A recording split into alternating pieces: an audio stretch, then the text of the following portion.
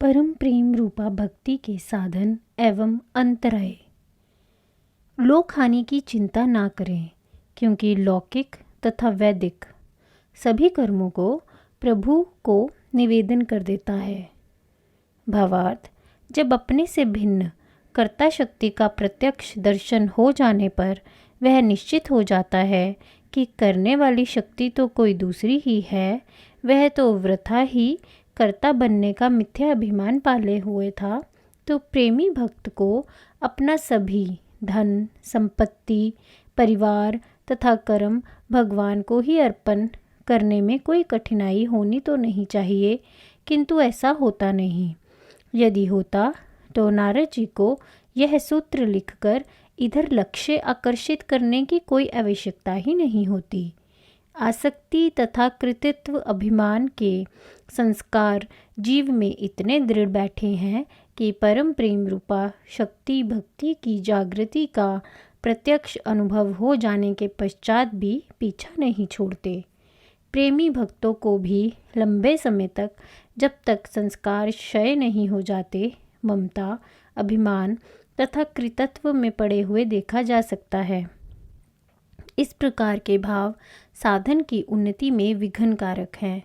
जब तक भाव नहीं, तब तक भावना के स्तर पर ही भक्त को आसक्ति रहित स्थिति बनाए रखने का प्रयत्न करना श्रेयस्कर है। आसक्ति तथा कृतत्व अभिमान के कारण ही जीव कई प्रकार की चिंताओं से ग्रसित रहता है। लौकिक चिंताएं तो होती ही हैं, साधन भक्ति के फल प्राप्ति की भी चिंता करता है। चिंता करने का अर्थ ही यही है कि जीव के मन में समर्पण भाव का अभाव है। कृतत्व अभिमान तथा समर्पण दो विपरीत छोर हैं। जब तक पूर्ण रूपेण समर्पण भाव उदय नहीं हो जाता, तब तक भक्त के लिए बीच का मार्ग शास्त्रों तथा संतों ने सुझाया है। यह मार्ग है कर्म करके उसका फल भगवान को अर्पण कर देने का। कर्म फल चाहे अर्पण कर दिया जाए, किंतु कर्म करते समय कर्ता भाव, कर्म फल में मेरा भाव होता है, तभी भगवान के प्रति अर्पण किया जा सकता है। किंतु इससे दो बातें होती हैं, कर्म फल बंधन का अभाव तथा अनासक्त कर्म की आगे प्रगति। इस प्रकार धीरे धीरे भक्त आध्यात्मिक उन्नति की दिशा की ओर आगे बढ़ता जाता है। इसमें यह बात उसके सर्वाधिक अनुकूल होती है कि उसे परम प्रेम रूपा भक्ति की प्राप्ति होती है, जिसमें वास्तविक कर्ता उसके समक्ष प्रत्यक्ष होता है, जिससे उसे भगवान के प्रति कोई भावना करने की आवश्यकता नहीं पड़ती। आंतरिक यात्रा के साथ साथ उसे क्रिया शक्ति की क्रियाओं में भी शरीर के अंतर के अतिरिक्त बहिर्जगत में क्रियाशीलता की अनुभूति होने लगती है। तब कर्म फल अर्पण करने की भावना करने की आवश्यकता भी नहीं पड़ती। जब इंद्रियों के द्वारा सभी क्रियाओं तथा कर्मों में वह आंतरिक चेतन सत्ता ही करता है, इंद्रियों का तो केवल भौतिक आधार ही है, तब भला कर्म करने वाला कौन? निमित्त मात्र तथा माध्यम आदि की भावनाएं भी समाप्त हो जाती हैं, किंतु उस अवस्था को प्राप्त करने के लिए भक्त में धैर्य की नितांत आवश्यकता है तथा साधन भक्ति की निरंतर अनिवार्यता भी है। तभी वह इस स्थिति को कालांतर में ईश्वर कृपा से प्राप्त करने में समर्थ होगा। कर्म फल को ईश्वर अर्पण करने का अभ्यास साधन भक्ति की निरंतरता एवं धैर्य को धारण करने में सहायक है। भक्त को जगत की नहीं, भगवान के भजन की चिंता होनी चाहिए। चित्त में दोनों चिंताएं एक साथ नहीं रह सकती। यदि भक्ति के चित्त में जगत के कर्मों के प्रति कर्तव्य या सेवा का भाव हो, तो जगत की चिंता का कोई प्रश्न ही नहीं। जगत की चिंताएं कभी समाप्त नहीं होती। एक के समाप्त होने पर पूर्व ही दूसरी खड़ी हो जाती है, किंतु ईश्वर प्राप्ति की चिंता पूर्ण हो जाने पर सदैव के लिए निवृत्ति हो जाती है। जगत में हानि, लाभ तथा यश अपयश तो होता ही रहता है, उसका कोई विशेष महत्व नहीं है। जीव ही उसे अधिक और अधिक महत्व प्रदान करके महत्वपूर्ण बना देता है।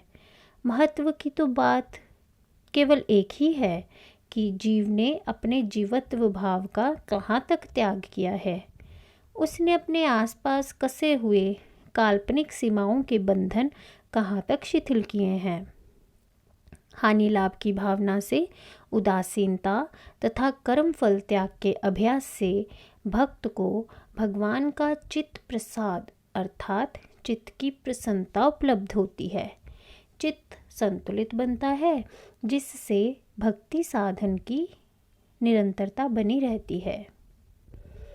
परंतु जब तक सिद्धि प्राप्त ना हो तब तक लोक व्यवहार है नहीं है, किंतु फल त्याग कर कर्म करना उसका यानी भक्ति का साधन है। भावार्थ।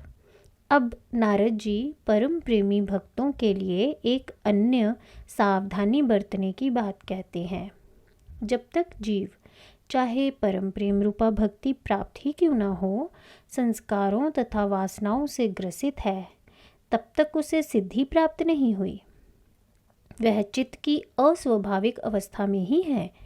सिद्धि का अर्थ यहाँ पर है कि जीव का चित्त पूर्णतया संस्कारों, विकारों, वासनाओं एवं कुविचारों से मुक्त हो जाए।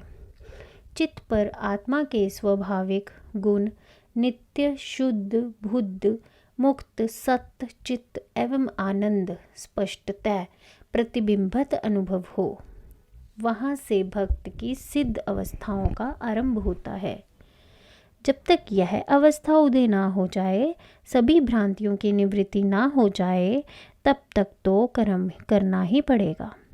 जब तक रजोगुण की अधिकता है, तब तक उसके सामने कर्म आवश्यक है। उधर से उदासीन मत हो जाओ। लोक व्यवहार है अर्थात त्यागने योग्य नहीं है, किंतु एक बात का ध्यान रहे कि कर्म करते करते कहीं आगे के लिए कर्म बंधन की व्यवस्था ना कर लो, कर्मों के नए संस्कार संचय ना हो जाएं। इसके लिए बड़ी कुशलतापूर्वक कर्म करने की आवश्यकता है। भक्त की कुशलता इसी बात में है कि कर्म करता हुआ भी अकर्मी ही बना रहे। अनासक्त होकर कर्म करने में असमर्थ हो तो निष्काम कर्म ही करे।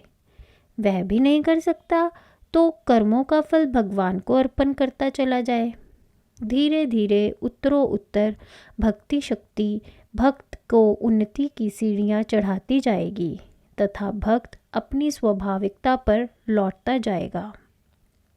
प्राय साधक भक्त कर्म की उपेक्षा कर देते हैं तथा केवल भक्ति साधक